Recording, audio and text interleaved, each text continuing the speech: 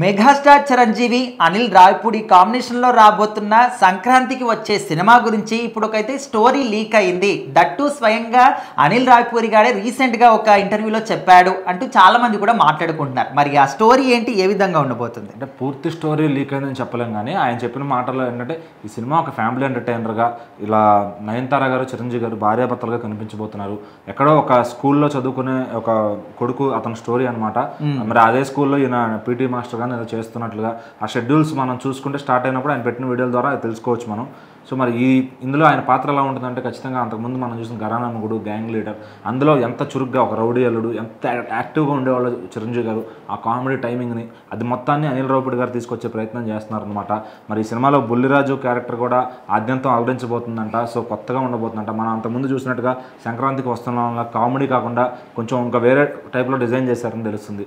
అదే 70% ఎంటర్టైన్మెంట్, ఒక 30% ఎమోషనల్ బాండింగ్తో ఉంటుందంట ఈ సినిమా. ఖచ్చితంగా మనం డాడీ సినిమా చూసినప్పుడు ఎంతైతే ఆడియన్స్ ఏడ్చారో, అలాగే శంకర్దాదా అలాంటి సినిమాలు చూసినప్పుడు ఆడియన్స్ ఎంతైతే నవ్వారో అదంతా కలగలిపి ఒక మంచి సినిమా చేస్తున్నా అని చెప్పి అనిల్ రావిపూడి గారు అయితే చెప్పారనమాట. సో మరి ఇందులో నయనతార గారు కూడా చాలా మంచి రోలు, సినిమాకి టైటిల్గా రఫ్ వర్డ్ ఇచ్చేద్దాం అని చెప్పి పెడతారు అనుకుంటున్నారని చెప్తున్నారు. సో మరి అది కానీ కన్ఫర్మ్ అయితే కనుక ఫ్యాన్స్కి మంచి ఉత్సాహం వస్తున్నట్టు. ఇవన్నీ కాకుండా ఒక స్పెషల్ ఎంట్రీ కూడా సినిమాలో ఉండబోతుంది. ఎంట్రీ వెంకటేష్ గారు కనిపించబోతున్నారంట. ఎందుకంటే అనిల్ రావిపూడి గారు ప్రతి సినిమాలో అంతకు ముందు పనిచేసిన సినిమాకి తరపున యాక్టర్స్ని కానీ ఎవరినైనా తీసుకొచ్చి చిన్న రోల్లో అయినా చిన్న సాంగ్లో అయినా పెడతాం ఆయనకు ఆనవాయితీ అనమాట. సో అది ఫస్ట్ సినిమా నుంచి కూడా ఆయన అలా కొనసాగిస్తూ ఉన్నారు.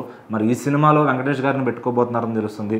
సో ఒక ఇంపార్టెంట్ మలుపు తిప్పే ఒక పాయింట్లో ఆయన వచ్చి కనపడతారు. సో అది కనపడే రన్ టైం చాలా తక్కువసేపు అయినా అది చిరంజీవి గారిని వెంకటేష్ గారిని స్క్రీన్ పైన చూడాలంటే రెండు కళ్ళు చాలవు, కాబట్టి ఖచ్చితంగా ఎంటర్టైన్మెంట్ అనేది పీక్స్లో ఉంటుందని చెప్పి కూడా ఆయన చెప్పారు.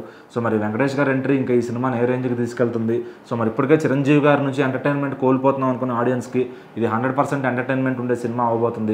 సో మరి చిరంజీవి గారి టైమింగ్ అది చూసి ఫ్యాన్స్ అయిన వాళ్ళందరూ ఈ సినిమాతో కంప్లీట్గా ఫుల్ మీల్స్ పెట్టబోతున్నారు అనిల్ రావిపూడి అని తెలుస్తుంది. సో మరి ఇంక ఈ సినిమాకి బీమ్స్ కూడా చాలా మంచి సంగీతం అందిస్తున్నారు. మరో మంచి 3-4 హిట్ పాటలు అయితే చిరంజీవి గారి నుంచి వినబోతున్నాం అని చెప్పి తెలుస్తుంది.